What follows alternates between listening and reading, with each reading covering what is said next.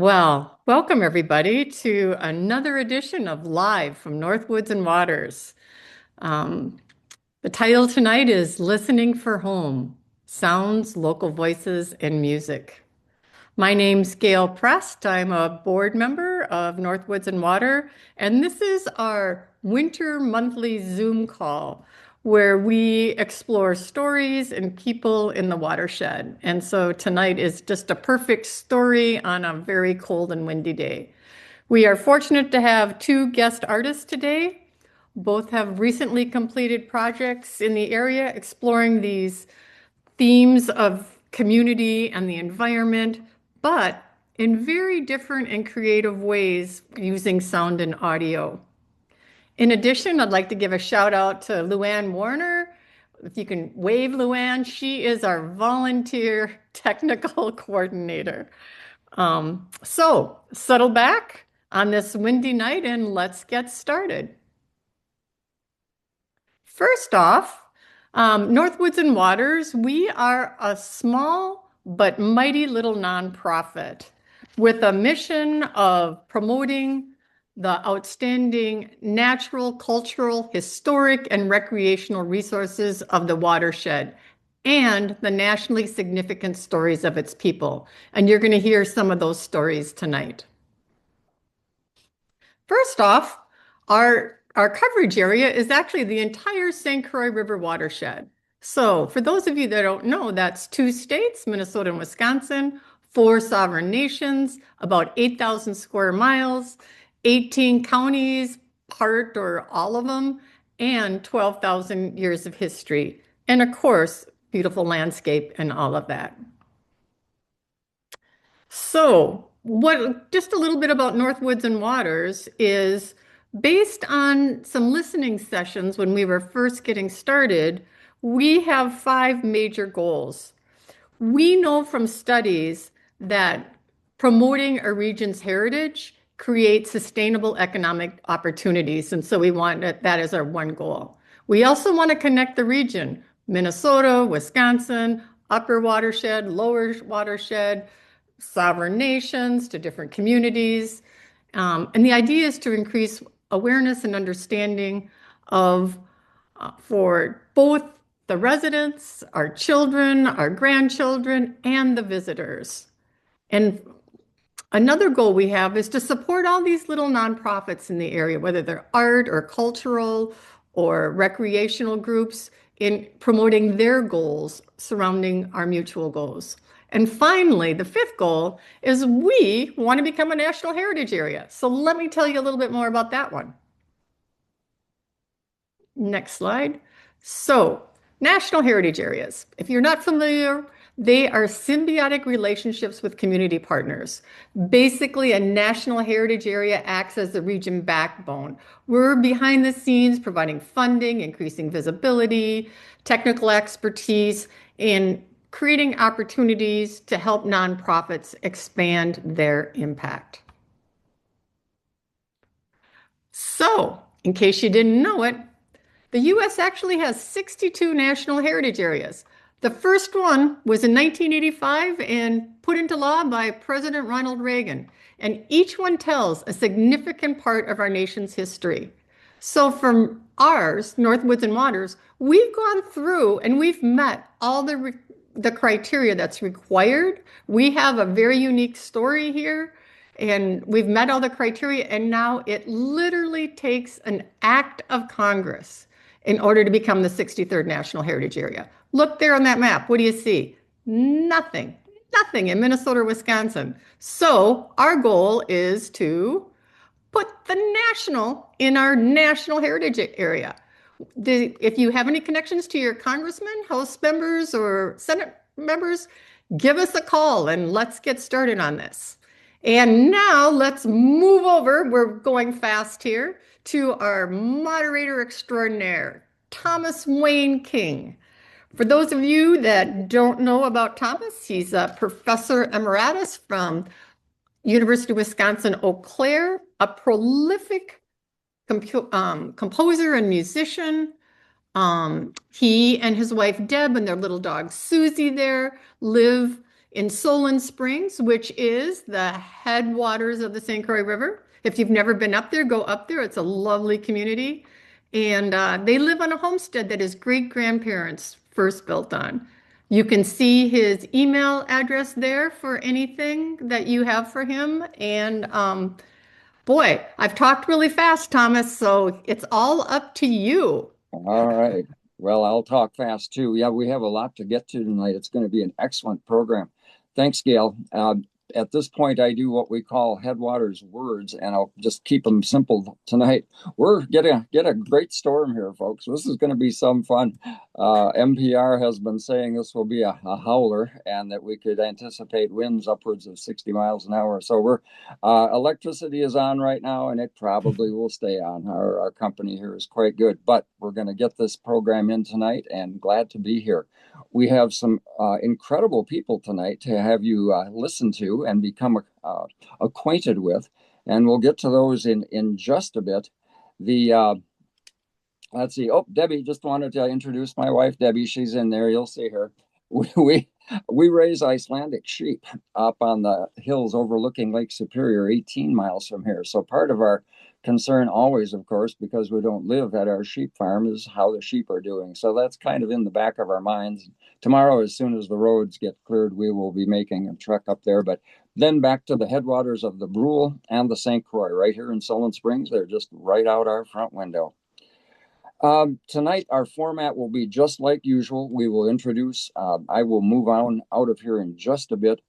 We will have, I'll give you a brief introduction to what the evening will be, and then I'll introduce Laurie Allmann, who will go for about 20 minutes, and then she will hand off to JG James Everest, who will go for about 20 minutes, and then I'll call time at about 10 minutes to 8. So at about 7:50, hopefully right at 7:50, then we'll go to questions and answers. We'll terminate at 8 o'clock with the recording, and you're welcome to leave, of course, at any time if you want. But if you want to stay after 8 o'clock, it won't be recorded, and you're willing to chat and ask and do whatever you'd like. We'd like to have you stick around and chat for a bit. Okay? Everybody good with that? Tonight, we have special guests that are both deeply engaged in the relationship between sound and nature. Here in the watershed, nature is more than just a landscape. It's our anchor. It's our grounding force, our sense of home. How true here. Through sound as their medium, these artists reflect on the deep ties between community and the natural world, inviting us to listen more closely to this place and to each other. So to begin tonight, we have Laurie Allmann. Laurie Allmann lives in the St. Croix Valley and is an essayist, poet, whose writing is inspired by the natural world. Welcome, Laurie. Her work has found expression in public radio commentary for NPR and KFAI, in song lyrics, video documentary, plays, and monologues designed for live performances. Laurie was Northwoods and Water's first artist in residence during the 2024-2025 time, thanks to a grant from the East Central Regional Arts Council. And I've seen her work. I know a bit about Laurie, but I'm just delighted to find out more. So welcome and take it away, Laurie. Well, thank you so much. Would you like to also introduce JG at this time, or should we? Let's do that, and then we're all set, and then Then we'll roll. Yep. Sounds great. JG Everest is a multidisciplinary artist working at the intersections of community engagement, art, ecology, and history, known for creating site-specific outdoor sound gardens, immersive sound installations embedded in nature, a concert you can move through. And I've seen some of it. It's very cool. Back to Laurie. Perfect. So happy to be spending the time with all of you tonight. Thank you for coming. It was a privilege to do that first artist residency for Northwoods and Waters, and I'm so excited that the whole idea was that it would be a program that would continue, and it looks like it will. So I'm the first of many. And the project I'm going to focus on tonight, the Local Voices Project, is actually one that I had the chance to introduce about a year ago with an earlier live event here via Zoom. So it's very fun to come back around now with the project completed, because there's now something that everyone can listen to and see what happened with these interviews that were part of the project. What I did was I did audio interviews of 10 different people from the St. Croix watershed. And you see them there. We've got Alex, a bassoonist, who is also director of Franconia Sculpture Park. We've got Guillermo Cuellar, who will feature tonight. He's a potter from Scandia. We have Roberta Dunkley, who we will also hear tonight. She's a Native American youth advocate up in Finlayson, Minnesota. And if we scroll down just a titch here, we see Alyssa Outen. Alyssa is an historian, and boy, was that fun to talk about interesting places to go that are historically significant, but also how going to those places and understanding history gives us perspective on what's happening now, right? I also talked to Mary Jo Metler and David Metler, husband and wife, who interestingly lived a lot of the same history, but when you hear their recordings, they relate that history entirely differently. So that's so interesting too. Even people in the same household remember their lives differently. And let's see, we could scroll just a titch here. Tom Anderson, who is a naturalist and writer many of you are probably familiar with. David Odendahl, who has a century farm up near Hinckley. And David's 80 years old, but spent an hour with me riding on a gas cart on his property that he put a Minnesota Land Trust easement on that property. And he knows it like the back of his hand. Every little corner of that property, every plant, I swear. He can tell you how long a given forest has been there, how it has changed over time. And for me, that interview with David is a treasure. And it isn't like a plot unfolds throughout the recording. It's honestly just bringing you into the lives of these people in that moment, about the land they love and their own relationship with that land. And each of these people has a different take on that, but it's like a Venn diagram, right? We overlap here in the St. Croix watershed with the things that we care about. Also, roll back I think we missed Carla here. Carla Leiden is in one of the toughest, most courageous jobs right now. She's a librarian, right? They're holding down the fort on so many things here in the valley. So I spoke with Carla. And one more I learned, if you haven't heard of Quamba, now's your chance. One of the things that I was able to do during my residency was roam around in new places. And Debbie Morrison is in Quamba.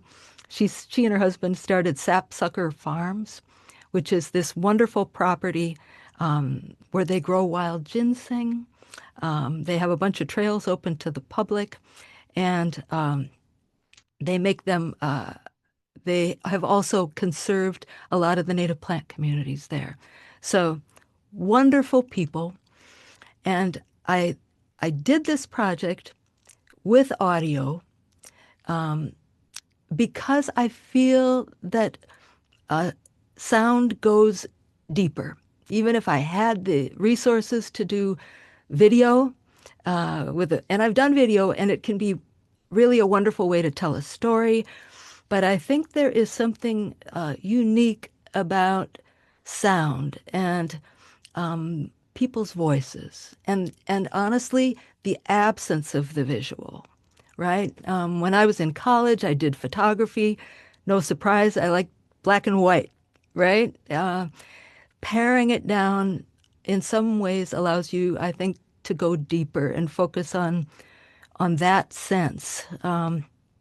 Also, if you're interviewing people, I have found that that little microphone in between you on the table can kind of disappear after a while, in a way that video doesn't. And I think there's a comfort level when you're talking to people, to not know that you're being filmed.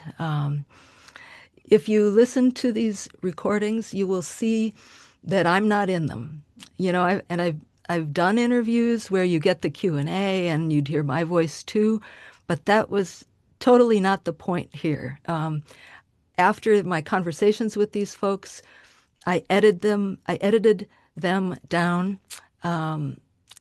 so that you could hear the flow of their thoughts, right?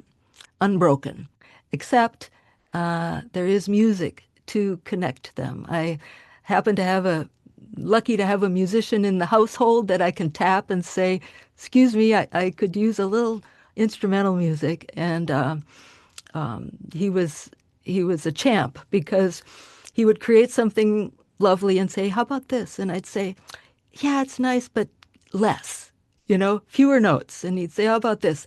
I'd say, "Fewer notes," right? Because it was, again, wanting that simple melody that would just bring us from one thought to the next of the people that we were featuring. And oh, the stories, right? Oh, the stories people have. And these are not celebrities. They aren't all names you would recognize, but every one of these people, we went into their lives, what brought them here, what they care about, what they're passionate about, their work. And so many people in this watershed are doing beautiful things behind the scenes, right?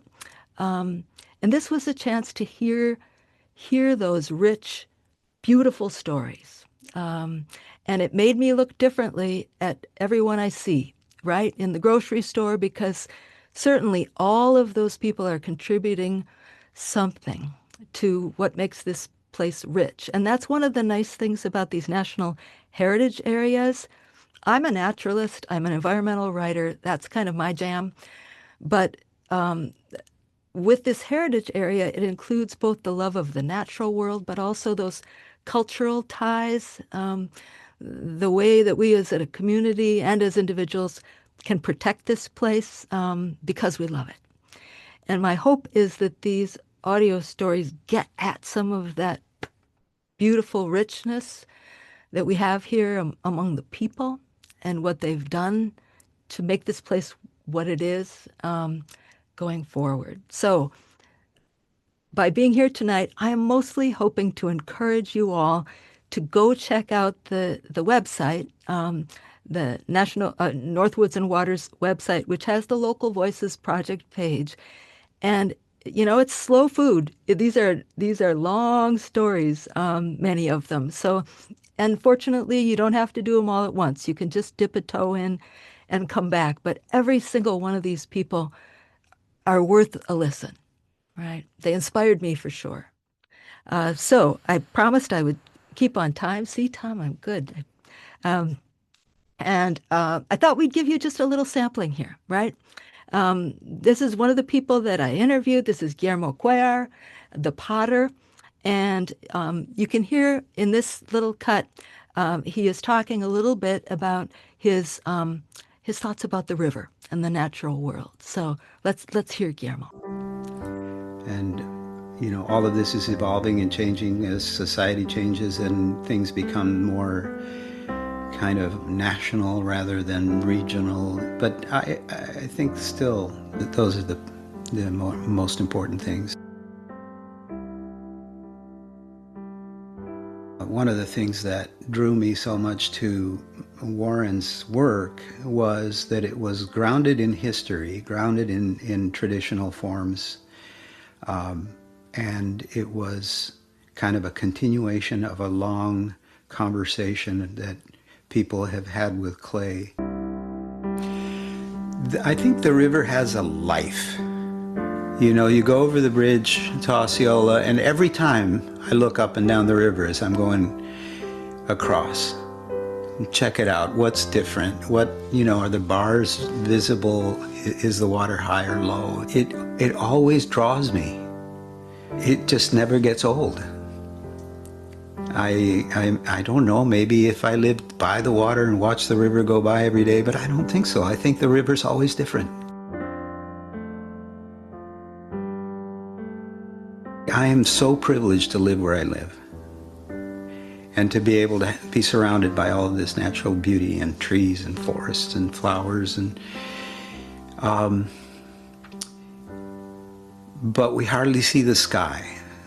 So we don't really have a sense of, how, I would say insignificant, though I don't feel that we're insignificant. But in comparison to the whole thing, whatever it is, we just get so involved with the minute and with the immediate. And nature is a really important way to connect with something beyond just that immediate us.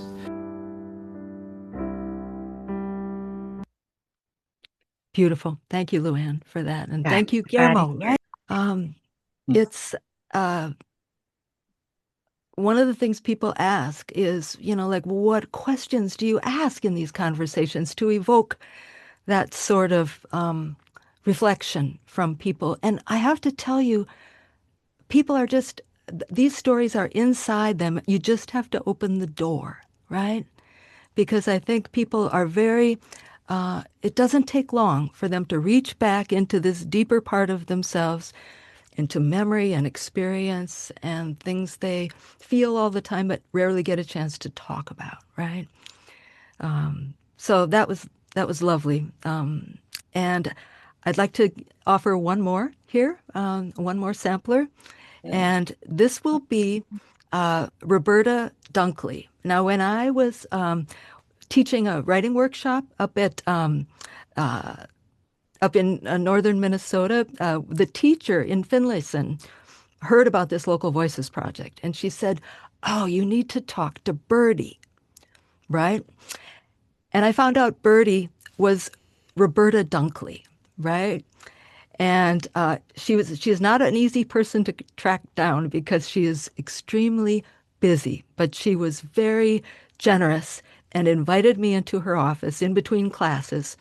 And we had a conversation. And her focus was on the traditions and cultures that she tries to pass along to her students and her grandchildren.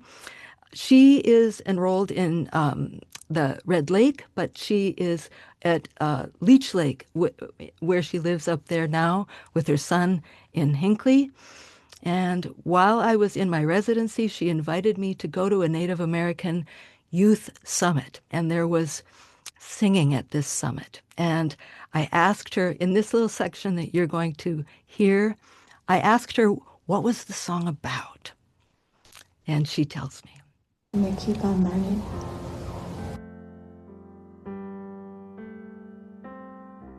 Probably like a traveling song, or just to have good travels as we leave, or, at the end of any kind of like a gathering or whatever, when they want you to go off in a good way and, just be safe in your travels.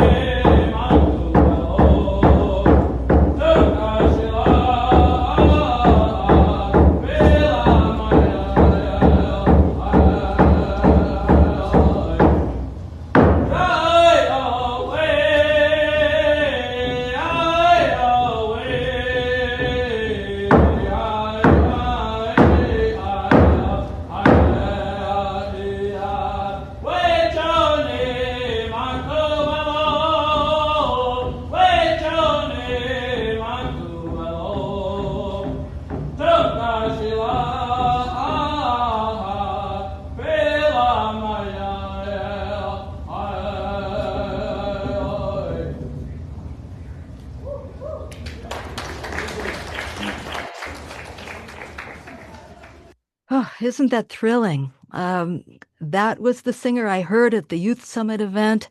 His name is Caden Bakanaga Jackson from the Leech Lake Band, and he allowed me to record that and gave permission for me to include it in this project, which I was grateful and thrilled. So that's just a sampling of the rich local voices that we are lucky to have here in the St. Croix Valley. And with that, I'm going to pass you along to another wonderful voice, and let's hear what James Everest has to say for us tonight.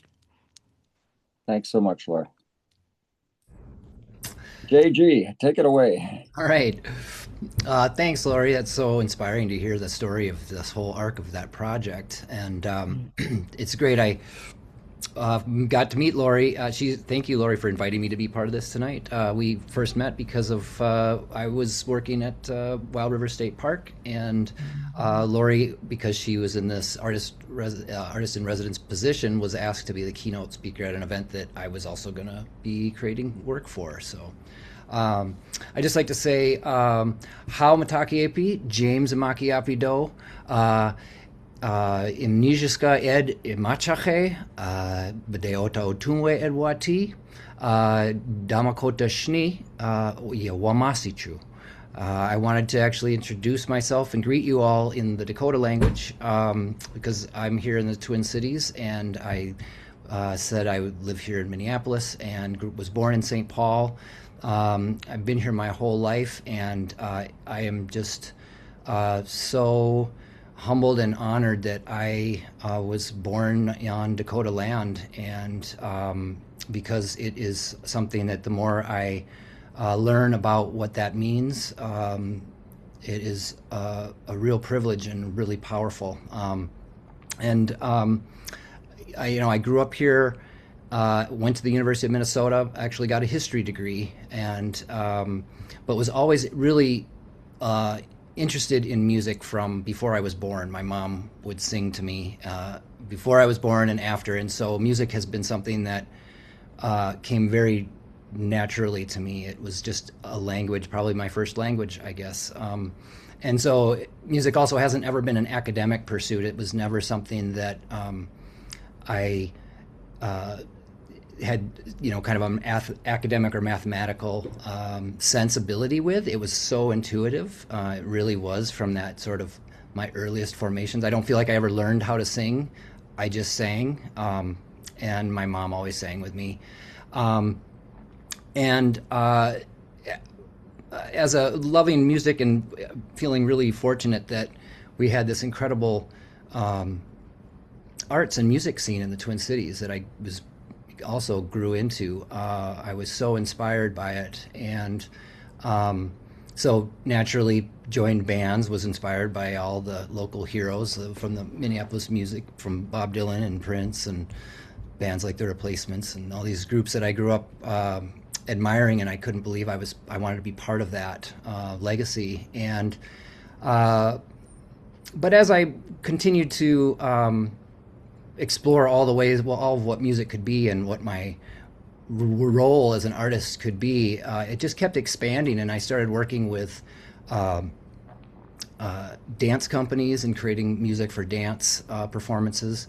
And that was a real huge turning point for me because it brought a three-dimensional quality to the possibilities for music and for the work that I was doing. I started thinking about composing the music and creating it in three dimensions and for spaces. And one of the dance companies I worked with for a long time, we really started focusing on creating site-specific work, which is the idea is you are creating a piece, a dance, and the score for it and all the other elements for a particular place, and with that place in mind, and as sort of what I've realized now is sort of ceremony for that place. When I later started to take Dakota language classes through the Minneapolis American Indian Center here in Minneapolis, my teacher, Chante Maza, would explain to us how strange it was for his Dakota ancestors to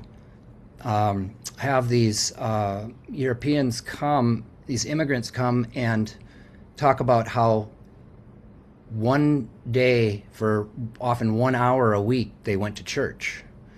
And Shante Maza says, Dakota people, we walk outside and we're at church. They're in nature and they're in church, and really speaking to the spiritual power and the sacredness of all things and the spiritual power of the natural world. And that just has resonated with me so much. And in my work, and as I've continued to work with dance and do site-specific work where I was inspired by a particular place, it started to combine my history background and my interest in history with the natural world and the ecology of a particular place, as well as all of these different kind of layering of different artistic practices like dance, like poetry, of course music, and other forms of visual art, painting, sculptures. And I just started to aspire to want to bring all those pieces together to create ceremonies of my own, not mine, but collaboratively with other artists and with a particular place and with local organizations that we can all come together to create an experience that celebrates a particular place. And so these things I've been doing now for a number of years, I call them sound gardens, and they're sound installations that are site-specific, and they're outdoors, and they're made for particular places and to be outside, and they're composed in 3D. And so one of the things I use, I guess you can come back to me maybe for a second, is I'm using technology that didn't really exist 20 years ago. I'm using Bluetooth speakers, and things like old iPods. I've got my blurred on. But these are things that are battery powered, and so I can actually put music on an iPod and put it on a speaker, plug it into a speaker, and then put it into a felt sculptural vessel like this, and then hang this from tree branches or shepherd hooks and place them through the natural world. And so this is what I've been doing, is composing music in 3D on lots of little speakers. And it's kind of, if you think of the way a symphony has a first violin and a second violin and a third violin, and they're all playing different parts. If you can imagine, each of those parts is on a different speaker, and it's placed in a different part of the space. And because it's battery, wireless, I can create these and set them up in remote places like prairies, forest, and all kinds of ecosystems that you could never get power to, and that you could never normally do something like this, which allows for me to create these very immersive experiences in really in natural spaces that aren't necessarily on the beaten path, I guess. But I can also do it in places that are more accessed. So. So I call them sound gardens. We can go back to the slide, and part of what I've discovered in doing this, it really started to become, the more I started doing this and working with spatial sound and working in nature and being outdoors so much, the more you can go to the first slide, the more it just started to feel like medicine for me. And the more I shared it with people, the more it was medicine for others. And so you can go ahead and, this is from Wild River State Park, that last picture, but this is a little animation of this video here, just showing a little bit of what it's like when the spatial sound is happening all around you. And you can have the sound can be turned down, I think, a little bit,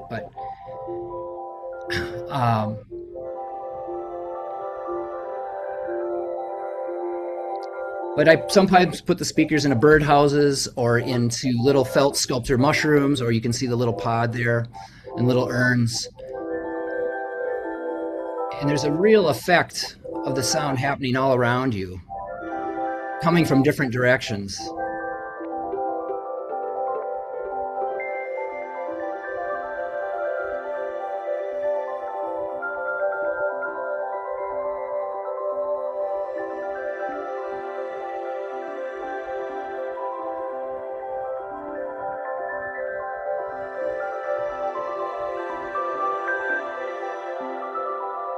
And increasingly, it's really clear that there's some really powerful neurological effects that happen from being in these environments where we're tracking music spatially and grounding ourselves through triangulation of the space.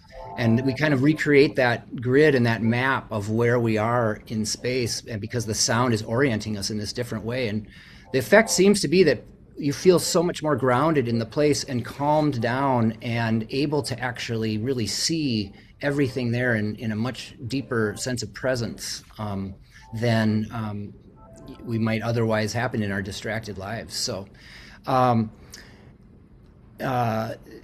anyway, so I've been doing this work for a number of years and was really fortunate. Last year was the pilot program, the first year of a new program called MinPair, which is the Minnesota Parks Artist in Residence program, that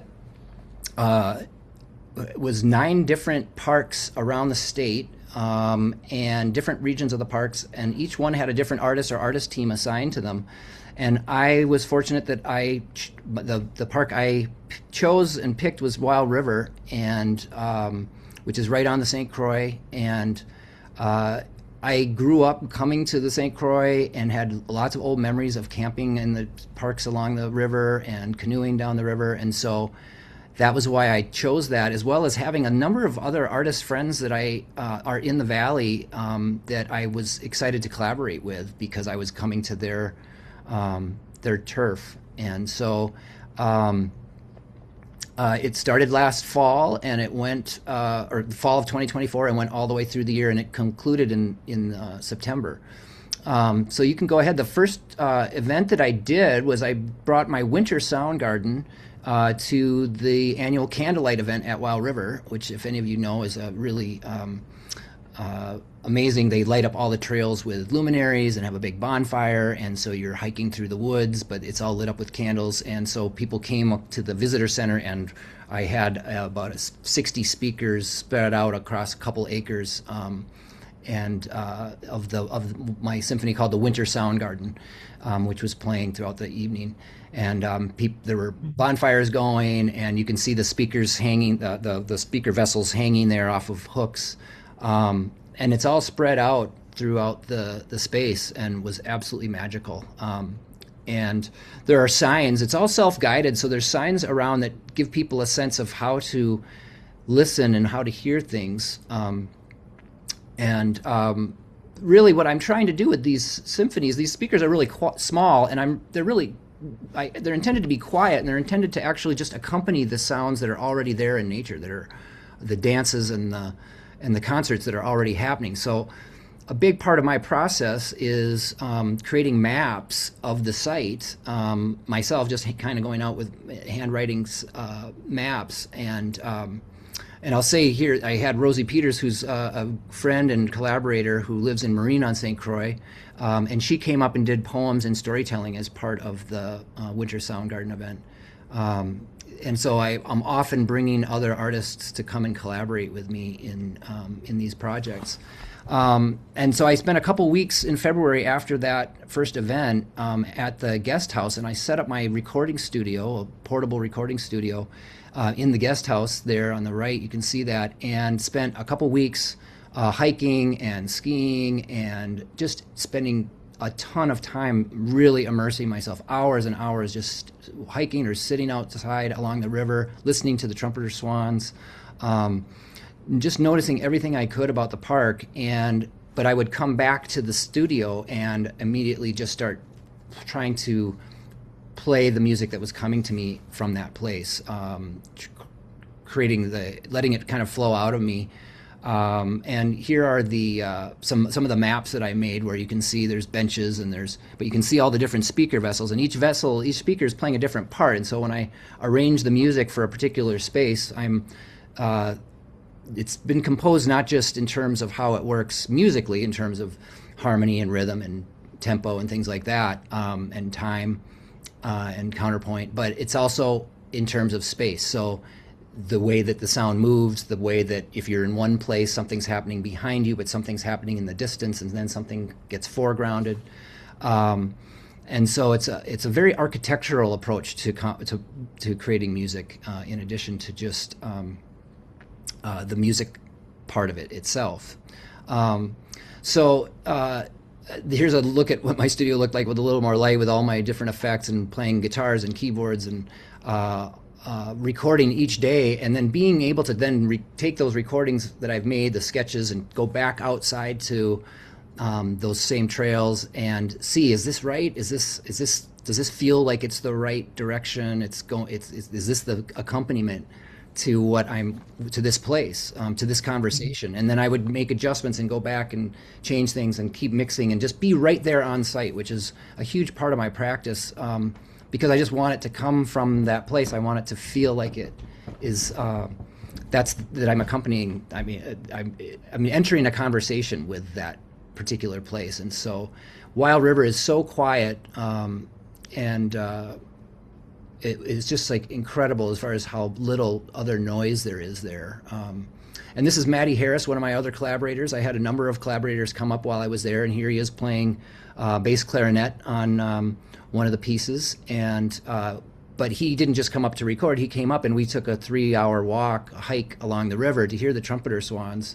And I will never forget the moment that I had played a sketch that I had been working on for him. I played it for him like once or twice, and then just rolled tape and recorded him. And in one take, I'm getting chills just thinking about it. He recorded a melody over the top that was so absolutely channeled from our experience with hundreds of trumpeter swans that we had seen out on the river, and we just listened to their concert and then came back. And it wasn't that he was trying to imitate it, but it was clear to me that it was a conversation. It was part of that same conversation that he added.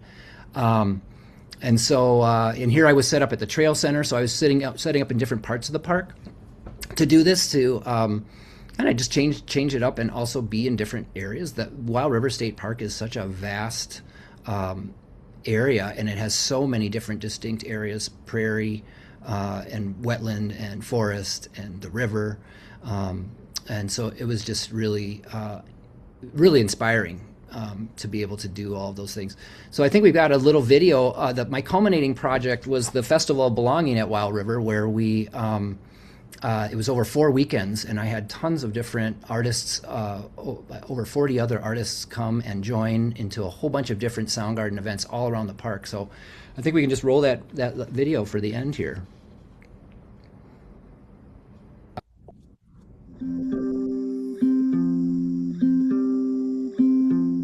I'm James Everest. I'm a composer and director, and I design site-specific outdoor sound and performance installations.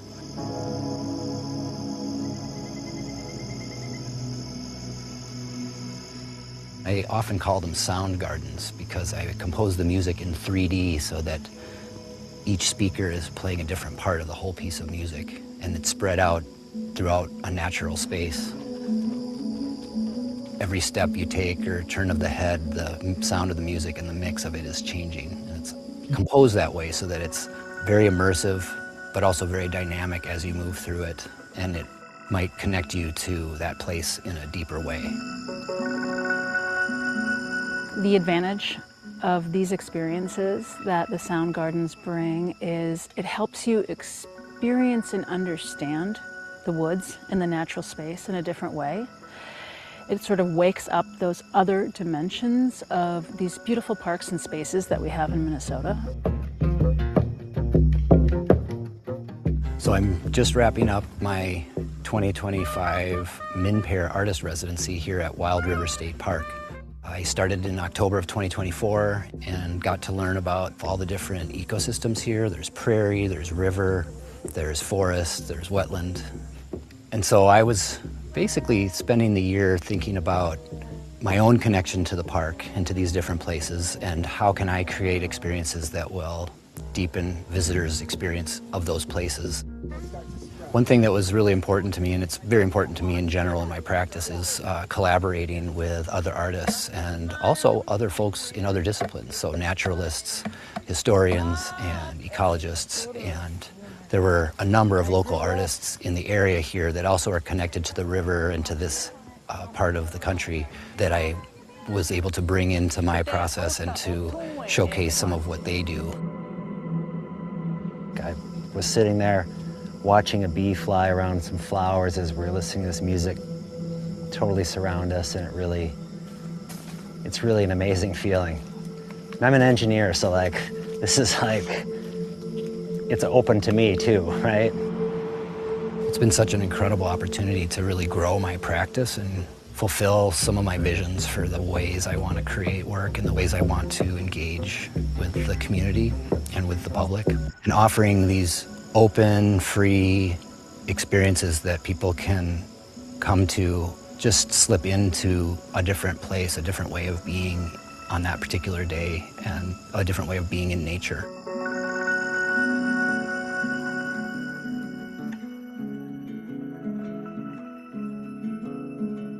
Wow. Well, thank you, JG. Fantastic. I think we're going to go into our discussion period right now. One question I have is, what do people think of all this? Laurie and JG, what do others say? Ooh, go for that, James. Or are you asking? Yeah, I'm asking both of you. Just hop in there. Well, it's really it's overwhelming. We have people are just so activated. There's something really different that happens in this spatial sound environment, where people are really grounded and calm and disarmed, but also really awake, and their senses are heightened and they're activated, and they just are always commenting about it. They like, what is happening to me? I don't understand this. And so it's something that I've been increasingly working with people in neuroscience research, folks in like memory care, PTSD. There's all these potential wellness applications that a lot of people are really interested in now from me just trying to do these things. And I was going to say that there's a sound garden happening in Marine on St. Croix over Mother's Day weekend. Okay. Back to the river with Rosetta Peters. So yeah, and then we've got that little flyer. That was the end of my little presentation. So wanted to let folks know that that's happening in the region, and that'll be free. So there'll be 2 days of Saturday and Sunday down in Marine. Awesome. Laurie, if you're in there, we go into our Q&A time here. Again, what type of reactions are you getting, and what do others think? And then anyone else who wants to join in or ask or make a comment, please go ahead, either on the chat or speak it. That would be fine too. Go ahead. Well, in terms of feedback that I've gotten on the Local Voices Project in particular, I have to say that it's come from both the people that I interviewed as well as people who've listened. Because as a writer in residence, it's just about getting people engaged in telling their stories in addition to what comes out of it. I've heard from people like Alex at Franconia that it's been very handy actually for him to have that all in one place. He says usually you have to be gone before people start talking about you and wanting to tell your life story. And so he loved having the opportunity to be asked those questions and to have it put together. And I think maybe James and I both do that. Part of our role as artists and writers is to take beautiful things and juxtapose them in such a way that they become this gift that we give back to others, that maybe comes from people, and then we get to give it back to them. Here's in the chat, it says, both of you, what are your favorite sounds and memories in the natural world related to sound? Oh, James, you've got one? Well, I mean, we were just talking about those trumpeter swans. It was, if anyone, this is the time of year, if you're in the area, those of you, most of you probably know what I'm talking about. But me being in the cities, I hadn't had that kind of exposure to being able to hear, hundreds or to 1,000 of them, doing this unbelievable free jazz concert. I mean, I just tried to imagine what it would have been like 500 years ago on the river. It's like you would come down for that concert. I mean, it was so musical. It was really incredible, and echoing through the the natural echo of the valley, or if hearing them as they fly by and are honking as they fly, Yeah. having moved. So I'm just so into spatial sound and to the kind of echoes and reverberations and things like that. So, and without any, industrial noise pollution to speak of, really, for the most part there. I mean, I would be there in the most quiet moments and then have this so clear, all the way ringing down the valley. It was really incredible.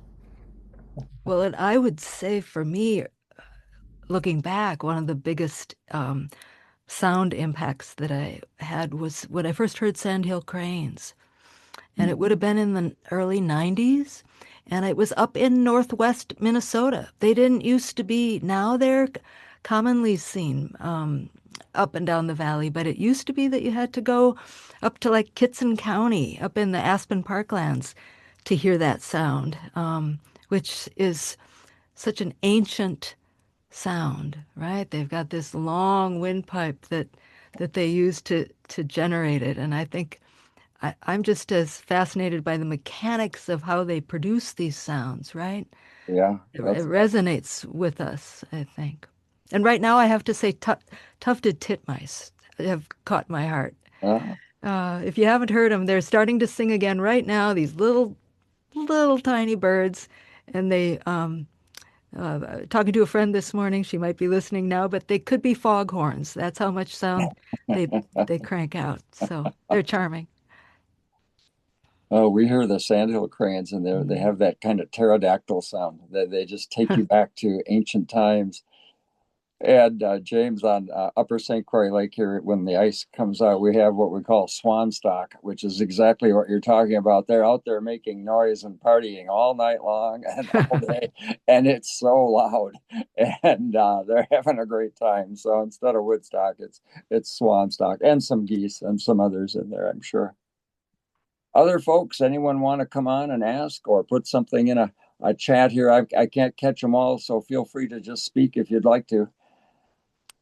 I saw one question fly by talking about so much highway noise that's heard along the river. There it is. And Yeah. we were talking about this the other day a little bit. And honestly, I hear you. And I think the thing that is most in our power to do now as people who live in the valley is try to pay attention to road development, because where the roads go, there go the cars. And we can't help when there's already a highway there unless you plant buffers such as trees, but we can sure get ahead of where they're trying to overdevelop roads along the river valley and try to, even if they have the money, doesn't mean they need to spend it, right? Sometimes the best development, sometimes the improvement is to leave it undeveloped.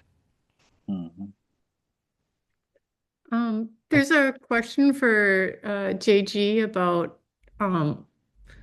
one is what will happen to the sound gardens now that your residency is done? And the other one talks about, do you think that the music provides a way to focus, like an anchor to the present moment and keep your mind from wandering off, almost a meditation, it sounds like? Yeah, no, that's a great question, Guillermo. And exactly, it's I'm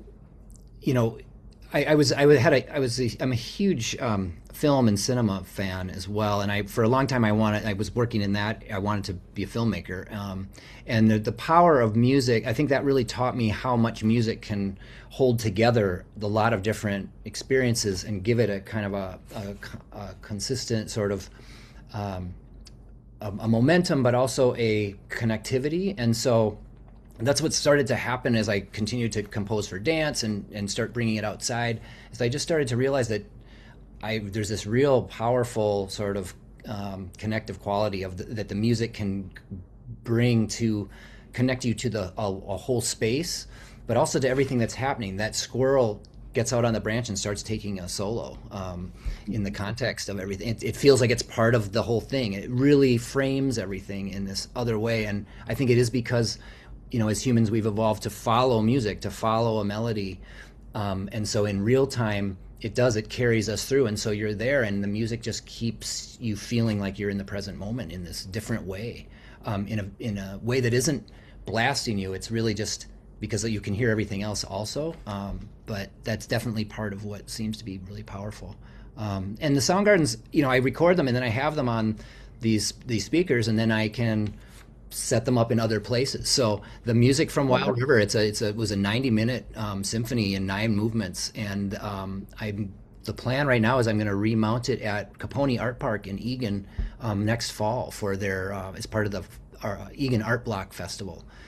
So you can watch for that. You can hear all the Wild River sounds, which is kind of a fun way to bring Wild River now to another place. Fantastic. And to rearrange it. So, all right. Well, Laurie and JG, thank you so much. We're going to end recording right now and go to informal, but thanks again. Stick around. Don't go away. We learned an awful lot. And others who want to stay on, please do, and please join in. Yep. And, just a quick wrap. Next month is live again. It'll be our last one for the season.